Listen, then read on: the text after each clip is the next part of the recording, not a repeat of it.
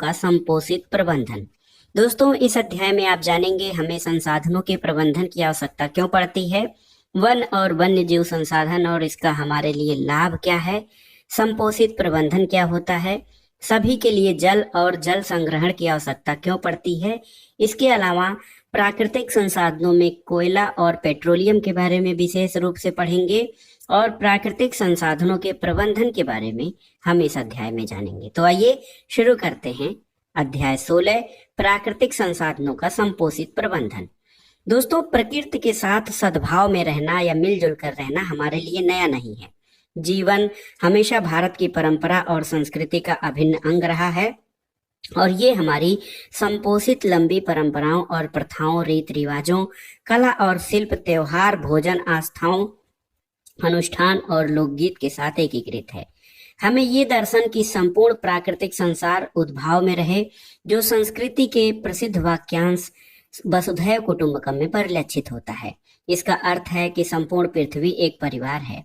दोस्तों, इस वाक्यांश का उल्लेख महाउपनिषद में मिलता है, जो शायद प्राचीन भारतीय साहित्य अथर्ववेद का एक हिस्सा है। दोस्तों, हमने प्राकृतिक संसाधनों के बारे में जाना है, जैसे कि मृदा, वायु, जल के बारे में जानते हैं और ये भी जानते हैं कि विभिन्न संगठन प्रकृति में बार बार चक्रण इनका किस प्रकार होता है। हमारे क्रियाकलापों से इन संसाधनों का प्रदूषण हो रहा है और हमें क्या करना चाहिए कि इन संसाधनों को आगे भी प्रयोग में लाया जाए और पर्यावरण का संरक्षण भी हो। दोस्तों, पर्यावरणीय समस्याएं आज दुनिया के सामने वैश्विक चुनौती बनकर सामने खड़ी हुई हैं और ये वैश्विक समस्याएं और इसमें ये आपको लगता है कि पूरी दुनिया इन समस्याओं के समाधान में असहाय है, क्योंकि जो राष्ट्रीय अंतर्राष्ट्रीय नियम कानून तभी सफल हो सकते हैं जब उसमें लोगों की भागीदारी और स्वेच्छा से उन नियमों का क्रियान्वयन किया जाएगा। संसाधनों के अविवेकपूर्ण दोहन से कई प्रकार की समस्याएं उत्पन्न होती हैं और इन समस्याओं के विषय में जागरूकता हमारे समाज के लिए एक नया आयाम है। जब यह जागरूकता बढ़ती है तो कुछ न कुछ कदम भी उठाए जाते हैं और आपने गंगा की सफाई योजना के विषय में जाना होगा। कई करोड़ की यह योजना करीब 1985 में इसलिए आरंभ की गई क्योंकि गंगा के जल की क्वालिटी यानी गुणवत्ता बहुत कम हो गई थी। कोलीफॉर्म जीवाणु का एक वर्ग है जो मानव की आंत में पाया जाता है और जल में इसकी उपस्थिति इस रोगजन्य सूक्ष्म जीवाणु द्वारा जल का संदूषित होना दर्शाता है। तो यहाँ पे गंगा जल में एक संपूर्ण कोलीफॉर्म गणना का स्तर 2007 में रेड कलर में और 2011 में ब्लू कलर में दिखाया गया है कि किस प्रकार से इसमें अंतर आ रहा है समय के साथ साथ। दोस्तों, गंगा का प्रदूषण बहुत ही जो है चिंता का विषय है हमारे लिए, क्योंकि गंगा भारतीयों के लिए श्रद्धा और विश्वास का विषय है। गंगा हिमालय से स्थित अपने उद्गम गंगोत्री से लेकर बंगाल की खाड़ी में गंगा सागर तक 2500 किलोमीटर तक की यात्रा करती हैं। इसके किनारे उत्तर प्रदेश, बिहार और बंगाल के 100 से अधिक नगरों में इसे एक नाले में बदल दिया है। इसका मुख्य कारण इन नगरों द्वारा जो कचरा उत्सर्जित होता है, मल मूत्र इसमें प्रवाहित किया जाता है और इसके अतिरिक्त मानव के अन्य क्रियाकलाप जैसे नहाना, कपड़े धोना, मृत व्यक्तियों की राख और शवों को बहाना। इसके अलावा उद्योगों द्वारा उत्पादित रासायनिक उत्सर्जन ने गंगा का प्रदूषण स्तर इतना बढ़ा दिया है कि ये विषैला होता जा रहा है। इससे जल में मछलियां मरने लगी हैं। नमामि गंगे कार्यक्रम जून 2014 में केंद्र सरकार द्वारा एक प्रमुख कार्यक्रम के रूप में अनुमोदित एकीकृत संरक्षण मिशन है और ये प्रदूषण संरक्षण और राष्ट्रीय गंगा नदी के कायाकल्प के प्रभावी न्यूनीकरण के 2 उद्देश्यों को पूरा करने के लिए शुरू किया गया था। और देखा जाए तो स्वच्छ गंगा के लिए राष्ट्रीय मिशन कार्यान्वयन विंग भी है, जिसे अक्टूबर 2016 में स्थापित किया गया था। दोस्तों, मापन योग्य कुछ कारकों का प्रयोग करके उपयुक्त जल की गुणवत्ता का निर्धारण और उससे प्रदूषण का मापन किया जाता है। कुछ प्रदूषक अत्यधिक कम मात्रा में होते हुए भी बहुत ही हानिकारक होते हैं और इनके मापन के लिए अत्यंत परिष्कृत उपकरणों की आवश्यकता यानी हाई टेक्नोलॉजी जो यंत्र हैं उनकी आवश्यकता होगी और जल के पीएच का जो है सरलता से सार्वसूचक की सहायता से मापा जा सकता है। पीएच में अंतर से इसकी गुणवत्ता का आकलन भी किया जा सकता है। लेकिन हमें समस्या के विशाल रूप को देखकर हताश होने की आवश्यकता नहीं है, क्योंकि ऐसे अनेक कार्य हैं जिनके द्वारा हम स्थिति में अंतर ला सकते हैं। अपने पर्यावरण को बचाने के लिए 5 R के विषय में हमें जानना होगा। R मतलब, पहले R का मतलब रिफ्यूज, दूसरा रिड्यूस, रीयूज और रीपर्पज और रिसाइकिल। रिफ्यूज का मतलब ये है कि जिन वस्तुओं को आपकी आवश्यकता नहीं है उन्हें लेने से इनकार करना। कम उपयोग यानी रिड्यूस, तो इसका अर्थ ये है कि हमें अपनी आवश्यकताओं में कमी करनी पड़ेगी और जिन चीजों की आवश्यकता नहीं है उसका प्रयोग बंद करना पड़ेगा। रीयूज का मतलब ये होता है कि रिसाइकलिंग का ये सबसे अच्छा तरीका है। हमें ऐसे पदार्थों का उपयोग करना चाहिए जिनको हम दोबारा उपयोग में ला सकें। पुनः प्रयोजन, तो पुनः प्रयोजन का मतलब ये होता है कि जब कोई वस्तु जिस उपयोग के लिए बनी है उस उपयोग में नहीं लाई जा सकती तो उसे अन्य किसी उपयोग में लाई जाए। रिसाइकिल यानी पुनर्चक्रण का मतलब ये होता है कि प्लास्टिक, कागज और कांच की धातु की वस्तुएं और ऐसे पदार्थों का पुनः चक्रण करके उपयोगी वस्तुएं बनानी चाहिए और जब तक कि अति आवश्यक न हो इसका नया उत्पादन विवेकपूर्ण नहीं कहा जा सकता है। इससे एक ओर तो संसाधनों का नुकसान होता है और दूसरी तरफ कूड़ा कचरा बढ़ता है, जिससे कूड़ा कचरा प्रबंधन की समस्या आती है। दोस्तों, यही नहीं, अपनी दैनिक आवश्यकता और क्रियाकलापों पर निर्णय लेते समय हम पर्यावरण संबंधी अनेक निर्णय ले सकते हैं। दोस्तों, कोई भी काम हम करते हैं तो उसका क्या प्रभाव पड़ता है पर्यावरण पर, उसको हमें सोचना चाहिए। संपोषित विकास की संकल्पना या सस्टेनेबल डेवलपमेंट की संकल्पना मनुष्य की वर्तमान आधारभूत आवश्यकताओं की पूर्ति और विकास को प्रोत्साहित करती है और जो हमारी भावी पीढ़ियां हैं उनके लिए संसाधनों का संरक्षण करती है। आर्थिक विकास पर्यावरण संरक्षण से संबंधित है, इसलिए सस्टेनेबल डेवलपमेंट या संपोषणी विकास से जीवन के सभी आयाम में परिवर्तन निहित है। ये लोगों के ऊपर निर्भर है कि वे अपने चारों ओर के आर्थिक, सामाजिक और पर्यावरणीय स्थितियों के प्रति अपने दृष्टिकोण में किस प्रकार बदलाव करते हैं। आइए जानते हैं दोस्तों, हमें संसाधनों के प्रबंधन की आवश्यकता क्यों है, यानी जो रिसोर्सेज मैनेजमेंट है वो क्यों आवश्यक है। दोस्तों, केवल सड़कें और इमारतें ही नहीं परंतु वे सारी वस्तुएं जिनका हम उपयोग करते हैं, जैसे भोजन, कपड़े, पुस्तक, खिलौने, फर्नीचर, औजार और वाहन, ये सभी हमें पृथ्वी पर उपलब्ध प्राकृतिक संसाधनों से मिलती हैं। हमें केवल एक ही वस्तु पृथ्वी के बाहर से प्राप्त होती है, वो है ऊर्जा, जो हमें सूर्य से मिलती है। लेकिन यह ऊर्जा भी हमें पृथ्वी पर उपस्थित जीवों के द्वारा कई प्रोसेस से और विभिन्न भौतिक और रासायनिक प्रक्रमों द्वारा मिलती है। दोस्तों, हमें अपने संसाधन या जो रिसोर्सेज हैं उनका सावधानी पूर्वक यानी विवेकपूर्ण ढंग से उपयोग करना जरूरी है, क्योंकि संसाधन असीमित नहीं, इनकी मात्रा सीमित है। दोस्तों, प्राकृतिक संसाधनों का प्रबंधन करते समय हमको बहुत आगे या दूरदृष्टि या दीर्घकालिक दृष्टिकोण को ध्यान में रखना होगा, क्योंकि आने वाली पीढ़ियों के लिए भी ये संसाधन उपलब्ध अगर जो नहीं होंगे तो हम अपने आगे आने वाली पीढ़ियों के लिए कैसा भविष्य छोड़कर जाएंगे, ये भी बहुत महत्वपूर्ण मुद्दा है। दोस्तों, जब हम इन संसाधनों का दोहन करते हैं तो ये पक्का है कि इससे पर्यावरण को नुकसान पहुंचता है। खनन से प्रदूषण होता है, धातुओं को निष्कर्षण के बाद बड़ी मात्रा में धातु मल भी निकलता है। तो इन सब जो हम क्रियाकलाप करते हैं उसमें हमें ये देखना होगा कि पर्यावरण को किस तरह सुरक्षित रखा जाए और साथ ही आर्थिक विकास को भी किया जाए। दोस्तों, संपोषणी विकास या सस्टेनेबल डेवलपमेंट प्राकृतिक संसाधनों के संरक्षण की वर्तमान वैश्विक चिंताएं उभरी हुई हैं और देश में प्राकृतिक संरक्षण की लंबी परंपरा और संस्कृति की तुलना में ये जो सस्टेनेबल डेवलपमेंट की अवधारणा है बिल्कुल नई है। ऐतिहासिक भारत में प्रकृति संरक्षण और संपोषित विकास के सिद्धांत की स्थिरता अपने अच्छे रूप में स्थापित की गई है और हमारा प्राचीन साहित्य ऐसे अनेक उदाहरणों से भरा है जहां मूल्य और प्रकृति के प्रति मनुष्य की संवेदनशीलता की महिमा और सिद्धांत की स्थिरता अपने अच्छे रूप में स्थापित की गई है। दोस्तों, भारतीय साहित्य जैसे उपनिषद और स्मृतियों में जंगलों के उपयोग और प्रबंधन तथा संपोषिता को एक अंतर्निहित विषय के रूप में जोड़ दिया गया है। संस्कृत साहित्य अथर्ववेद की एक ऋचा में ये लिखा है कि हे पृथ्वी देवी, हम तुम्हारे बिना बर्फ वाले और बर्फ वाले पर्वत और जंगल कल्याणकारी हों। हे विभिन्न रंगों वाली स्थिर और रक्षित पृथ्वी, जिस पर मैं अजेय अनाहत अच्छत होकर रह सकूं। एक अन्य ऋचा के अनुसार, हे भूमि, मैं जो तुम में खड्डा या गर्त खोदता हूँ वो शीघ्र ही भर जावे।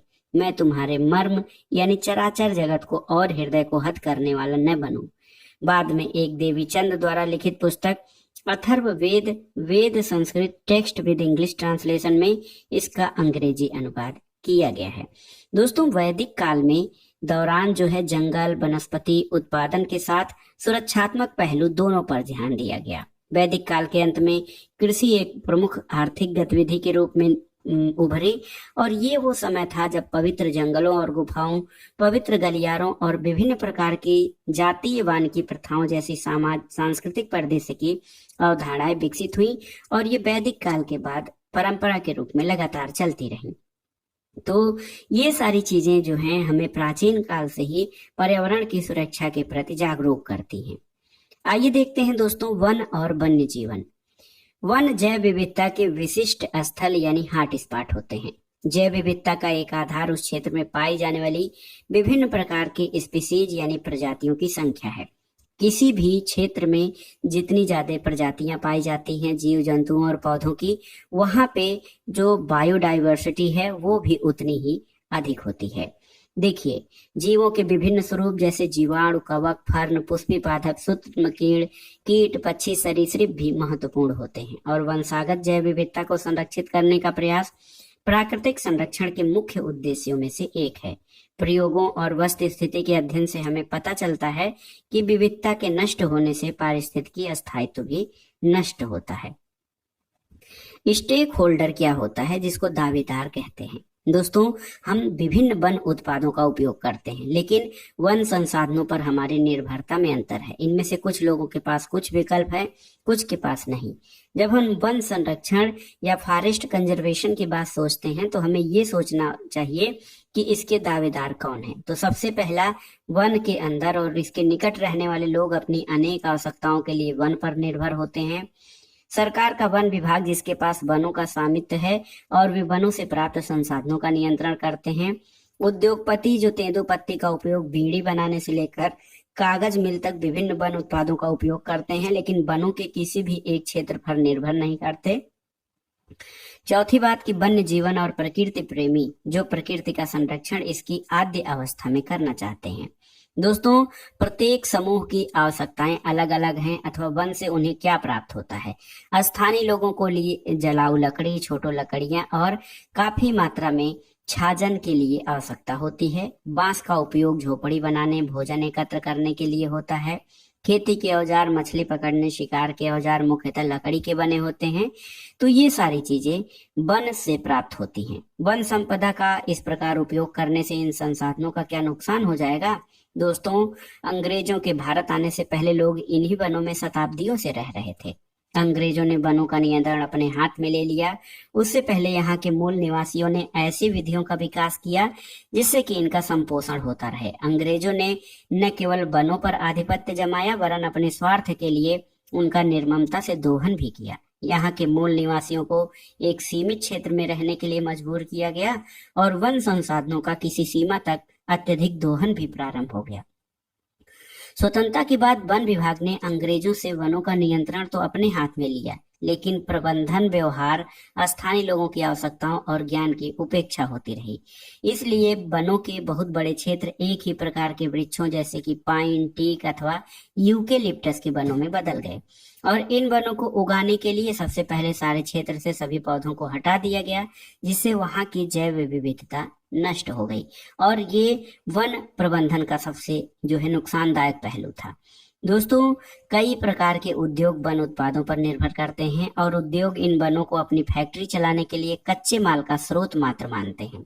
निस्वार्थ से लोगों का एक बड़ा वर्ग सरकार से उद्योगों के लिए कच्चे माल को बहुत कम मूल्य पर प्राप्त करने में लगा रहता है, क्योंकि स्थानीय निवासियों की अपेक्षा इन व्यक्तियों की पहुंच सरकार में काफी ऊपर तक होती है। इसलिए उन्हें उस क्षेत्र में संपोषित विकास में कोई रुचि नहीं होती। उदाहरण के लिए, किसी वन के टीक के सभी वृक्षों को काटने के बाद वे दूरस्थ वनों से टीक प्राप्त करने लगेंगे।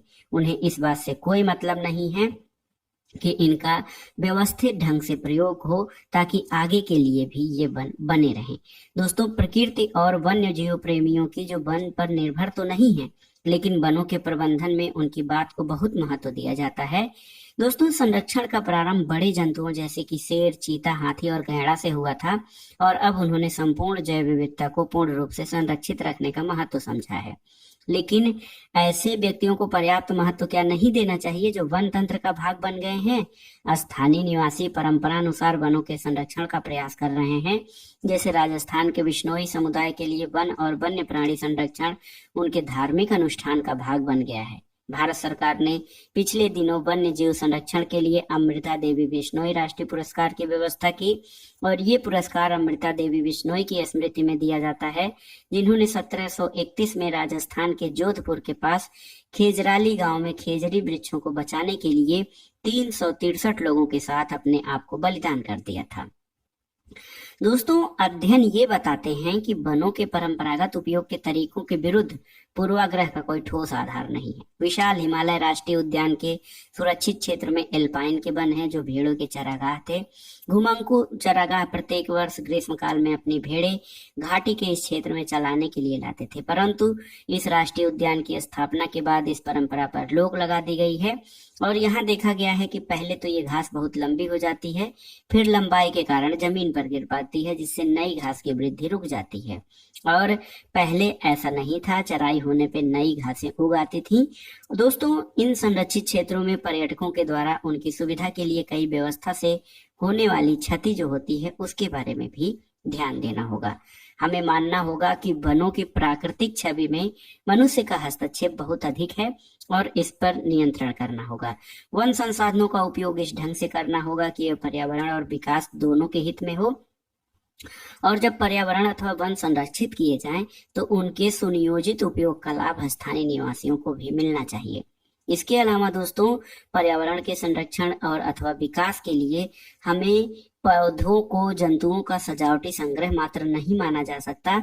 ये एक जटिल व्यवस्था है और अन्योन्य क्रिया है कि पौधे और जंतु एक दूसरे पर निर्भर करते हैं। आर्थिक और सामाजिक विकास के लिए हमें इन अमूल्य संसाधनों का व्यवस्थित ढंग से उपयोग करना चाहिए। आइए देखते हैं संपोषित प्रबंधन क्या होता है। दोस्तों, सभी दावेदारों के लक्ष्य वन प्रबंधन के संदर्भ में समान है। उद्योगों को वन संपदा अधिकतर बाजार के मूल्य से बहुत कम मूल्य पर उपलब्ध कराई जाती है, जबकि स्थानीय निवासियों को उनसे वंचित रखा जाता है। चिपको आंदोलन स्थानीय निवासियों को वनों से अलग करने की नीति का ही परिणाम है और ये आंदोलन हिमालय की ऊंची पर्वत श्रृंखला में गढ़वाल के रेनी नामक गांव में एक घटना से 1970 के प्रारंभिक दशक में हुआ था और ये विवाद लकड़ी के ठेकेदार और स्थानीय लोगों के बीच प्रारंभ हुआ क्योंकि गांव के समीप के वृक्ष काटने का अधिकार उसे दे दिया गया था। एक निश्चित दिन ठेकेदार के आदमी वृक्ष काटने के लिए आए, जबकि वहां के निवासी पुरुष वहां नहीं थे। बिना किसी डर के वहां की महिलाएं फौरन वहां पहुंच गई और उन्होंने पेड़ों को अपने बाहों में भरकर चिपक कर ठेकेदार के आदमियों को वृक्ष काटने से रोका।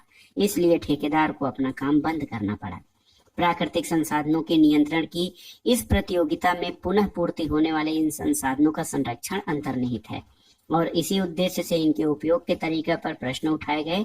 लकड़ी के ठेकेदार ने उस क्षेत्र के सारे वृक्षों को काटकर गिरा दिया होता और क्षेत्र सदा के लिए वृक्षहीन हो जाता। स्थानीय समुदाय वृक्षों के ऊपर चढ़कर कुछ शाखाएं और पत्तियां ही काटता है, जिसके समय के साथ उसका पूर्ण भी होता है।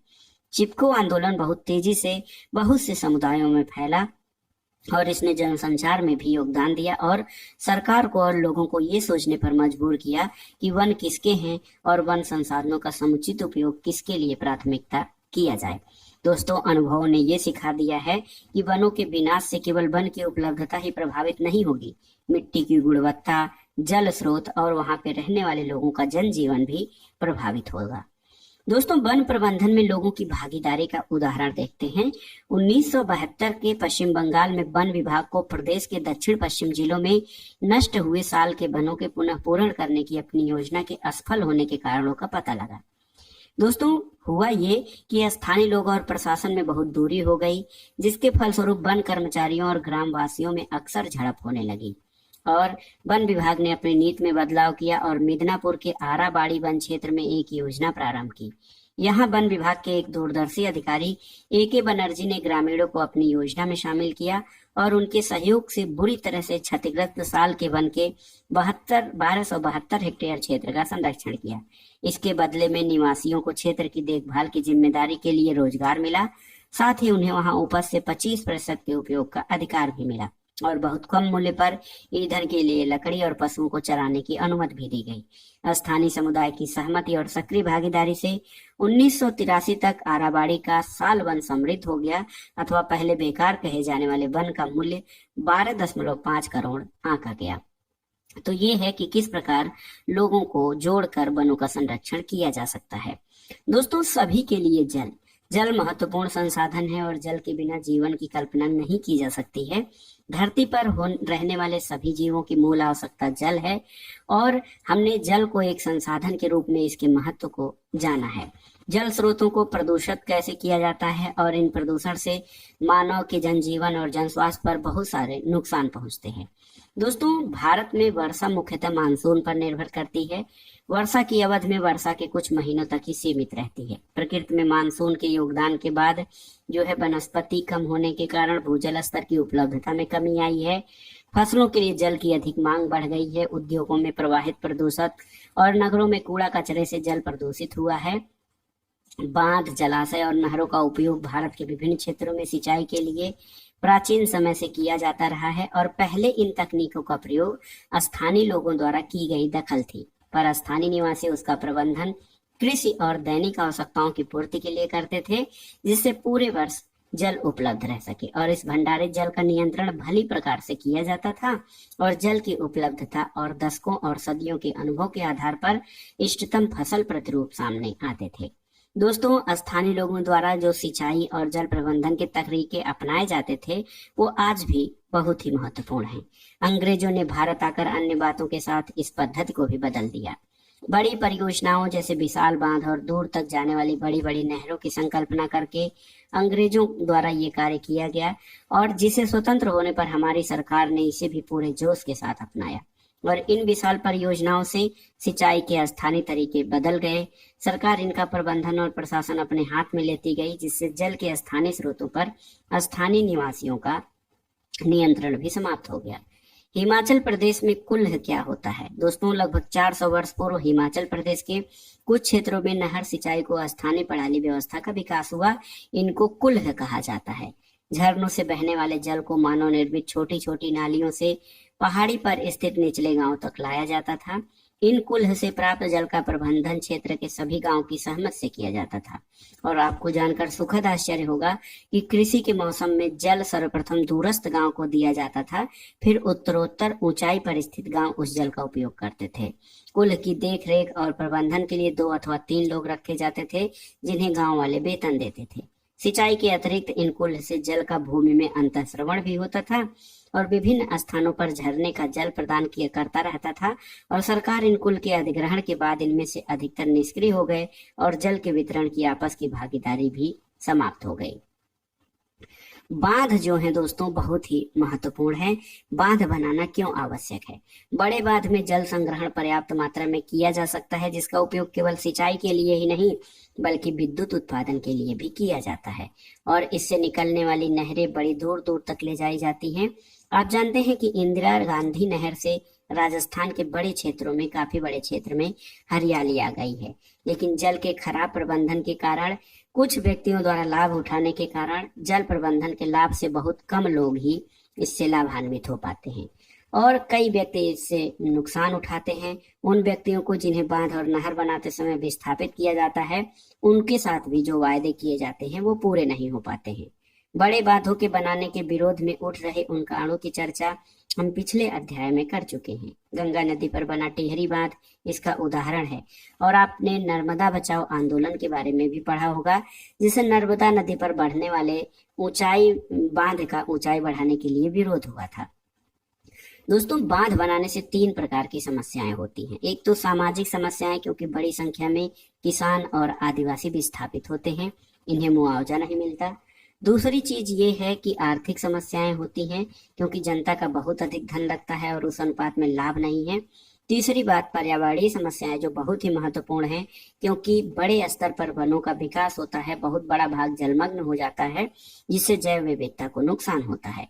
दोस्तों, विकास की विभिन्न परियोजनाओं में विस्थापित होने वाले अधिकतर व्यक्ति गरीब आदिवासी होते हैं, जिन्हें परियोजनाओं से कोई लाभ नहीं होता। उन्हें अपनी भूमि और जंगल से हाथ धोना पड़ता है, जिनकी क्षतिपूर्ति भी समुचित नहीं होती। 1970 में बने तवा बांध के विस्थापितों को अभी भी वह लाभ नहीं मिल सके हैं जिनका उनसे वायदा किया गया था।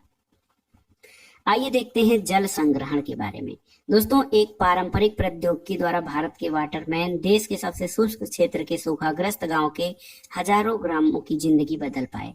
2 दशकों के प्रयास के बाद डॉक्टर राजेंद्र सिंह ने राजस्थान में पानी इकट्ठा करने के लिए 8,600 जोहीड़ और अन्य संरचनाओं का निर्माण किया और राज्य भर के 1,000 गांवों में पानी वापस लाया गया। 2015 में उन्होंने स्टॉकहोम पुरस्कार जीता। ये बहुत ही प्रतिष्ठित पुरस्कार है जो ग्रह और इसके निवासियों की भलाई के लिए जल संसाधनों के समुचित संरक्षण में योगदान करने वाले व्यक्ति को दिया जाता है।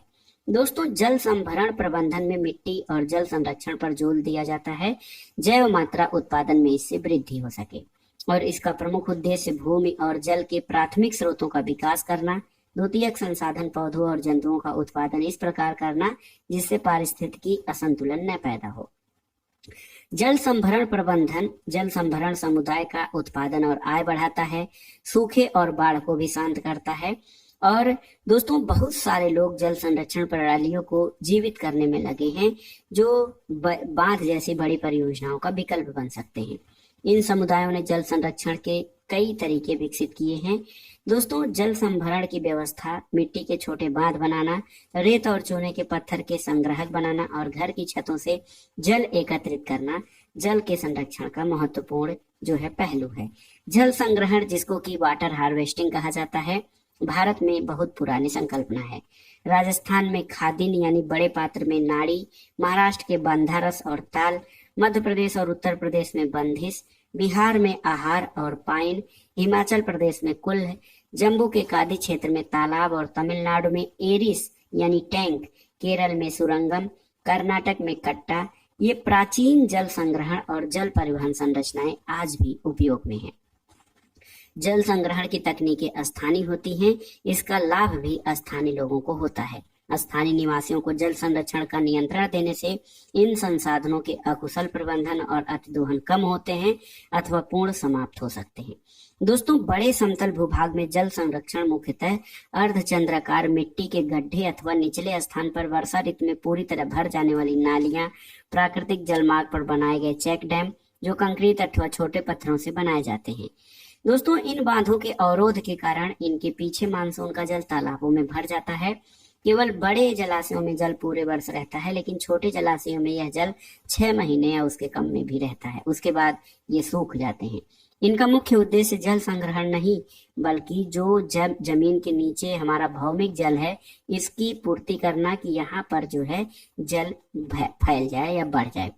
वनस्पति को नमी प्रदान करता है। इसके अतिरिक्त मच्छरों के जनन की समस्या भी नहीं होती और भौम जल मानव और जंतुओं के अपशिष्ट से झीलों, तालाब में ठहरे पानी के विपरीत संदूषित से अपेक्षाकृत अधिक सुरक्षित रहता है। यहाँ देखिए, जल संग्रहण की पारंपरिक व्यवस्था खादिन पद्धति का आदर्श जो है व्यवस्थापन किस प्रकार किया गया है। ये जो है जल संग्रहण क्षेत्र है, यहाँ से जल खादिन अथवा फसल वाले क्षेत्र में आता है। खादिन बांध यहाँ पे बनाया जाता है, जल जो है भूमि में जाता है और उसके बाद ये जो है कुएं का भी संभरण करता है। आइए देखते हैं दोस्तों, संसाधनों के रूप में कोयला और पेट्रोलियम। कोयला और पेट्रोलियम दोस्तों जीवाश्म संसाधन हैं और इनका निर्माण जो है बहुत लंबे समय तक जो है लंबे समय में होता है और औद्योगिक क्रांति के समय हम अधिक ऊर्जा की खपत कर रहे हैं, जिसके लिए कोयला और पेट्रोलियम की आवश्यकता होती है। दोस्तों, इन ऊर्जा स्रोतों का प्रबंधन अन्य संसाधनों की अपेक्षा कुछ भिन्न तरीके से किया जाता है। पेट्रोलियम और कोयला लाखों वर्ष से जीवों की जैव मात्रा के अपघटन से प्राप्त करते हैं, इसलिए हमें इनका सावधानी से उपयोग करना चाहिए। और कहा जा रहा है कि हमारे पेट्रोलियम के संसाधन लगभग अगले 40 वर्षों में और कोयला अगले 200 वर्षों तक उपलब्ध रह सकते हैं, अगर जो हम इसी तरह से संसाधनों का अतिदोहन करते हैं। दोस्तों ऊर्जा की अन्य स्रोत जो हैं वो कोयला और पेट्रोलियम जैव मात्रा से बनते हैं। कार्बन के अतिरिक्त हाइड्रोजन, नाइट्रोजन और सल्फर अधिक होते हैं। जब इन्हें जलाया जाता है तो कार्बन डाइऑक्साइड, जल, नाइट्रोजन के ऑक्साइड और सल्फर के ऑक्साइड बनते हैं। इसके अलावा कार्बन डाइऑक्साइड पर एक खतरनाक गैस कार्बन मोनोऑक्साइड बनती है और इन उत्पादों में से नाइट्रोजन और सल्फर के ऑक्साइड, कार्बन मोनोऑक्साइड, ये विषैली गैसें हैं। दोस्तों carbon dioxide green house gas है जो धरती का तापमान बढ़ाती है। कोयला और पेट्रोलियम पर विचार करने का एक अन्य दृष्टिकोण ये है कि ये कार्बन के विशाल भंडार हैं। यदि इनकी संपूर्ण मात्रा का कार्बन जलाने पर कार्बन डाइऑक्साइड में परिवर्तित हो गया तो वायुमंडल में कार्बन डाइऑक्साइड की मात्रा बढ़ जाएगी, जिससे ग्लोबल वार्मिंग की समस्या और भी खतरनाक होगी। इसलिए इन संसाधनों का विवेकपूर्ण दोहन किया जाना चाहिए। दोस्तों हमारे ऊर्जा की खपत को कम करने के लिए कैसे, देखिए हम बस में या सार्वजनिक साधनों का उपयोग करें, घरों में कम से कम विद्युत का उपयोग करें, लिफ्ट का प्रयोग न करके सीढ़ियों का प्रयोग करें, सर्दी में अतिरिक्त स्वेटर पहने, हीटर और सिगड़ी का प्रयोग न करें। तो एक तरह से देखा जाए कोयला और पेट्रोलियम का उपयोग हमारी मशीनों की दक्षता पर निर्भर करता है।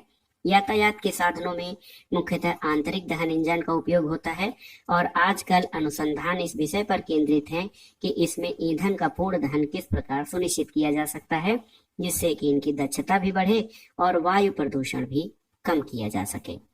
दोस्तों प्राकृतिक संसाधन के प्रबंधन किस प्रकार किया जाए, इसको हम समझ सकते हैं। दोस्तों ये प्राकृतिक संसाधनों का जो प्रबंधन है ये एक कठिन काम है और खुले दिमाग से हमें सभी पक्षों की आवश्यकताओं को ध्यान में रखना होगा। हमें ये मानना होगा कि लोग अपने हित को प्राथमिकता देने का भरपूर प्रयास करेंगे, लेकिन इस वास्तविकता को लोग धीरे धीरे स्वीकार करने लगे हैं कि कुछ व्यक्तियों के निहित स्वार्थ अनेक लोगों के दुख का कारण बन सकते हैं और हमारे पर्यावरण का पूर्ण विनाश भी संभव है। कानून, नियम और विनिमय से आगे हमें अपने व्यक्तिगत और सामूहिक आवश्यकताओं को सीमित करना होगा, जिससे विकास का लाभ सभी को और आगे आने वाली भावी पीढ़ियों को भी उपलब्ध हो सके और इसी से हमारा संपोषणी विकास या संपोषित विकास की परिकल्पना जो है सार्थक हो सकती है। इस अध्याय से यानी प्राकृतिक संसाधनों के संपोषित प्रबंधन वाले अध्याय से आपने क्या सीखा, उसको आइए संक्षेप में जानते हैं। हमारे संसाधन जैसे वन, वन्य जीवन, कोयला और पेट्रोलियम का उपयोग संपोषित रूप से करने की आवश्यकता है। कम उपयोग, पुनः चक्रण की नीति अपनाकर हम पर्यावरण पर पड़ने वाले दबाव को कम कर सकते हैं। वन संपदा का प्रबंधन सभी पक्षों के हितों को ध्यान में रखकर करना चाहिए। जल संसाधनों के संग्रहण के लिए बांध बनाने में सामाजिक, आर्थिक, पर्यावरणीय समस्याएं आती हैं। बड़े बांधों का विकल्प उपलब्ध है। ये क्षेत्र विशिष्ट है और इनका विकास किया जा सकता है, जिससे स्थानीय लोगों को उनके क्षेत्र के संसाधनों का नियंत्रण सौंपा जा सके। इसके अलावा जीवाश्म ईंधन जैसे कि कोयला, पेट्रोलियम अंत में समाप्त हो जाएंगे। इनकी मात्रा सीमित है और इनके दहन से पर्यावरण प्रदूषित होता है। इसलिए हमें इन संसाधनों के विवेकपूर्ण उपयोग करने की आवश्यकता है। तो दोस्तों ये था 10वीं कक्षा के एनसीईआरटी विज्ञान का अंतिम अध्याय और इसके साथ ही हमने 10वीं कक्षा के सभी विषयों को कंप्लीट कर लिया है। इसके बाद हम 11वीं कक्षा के इतिहास से शुरू करेंगे। एनसीईआरटी श्रृंखला आपके लिए कितनी लाभदायक हो रही है हमें कमेंट बॉक्स में जरूर बताइएगा दोस्तों।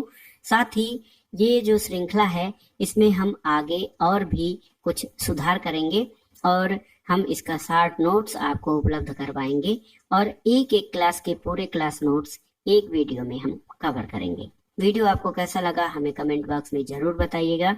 वीडियो को लाइक करें, शेयर करें और इस चैनल मार्गदर्शन फॉर सिविल सर्विसेज को सब्सक्राइब करें। वीडियो देखने के लिए धन्यवाद दोस्तों। नमस्कार।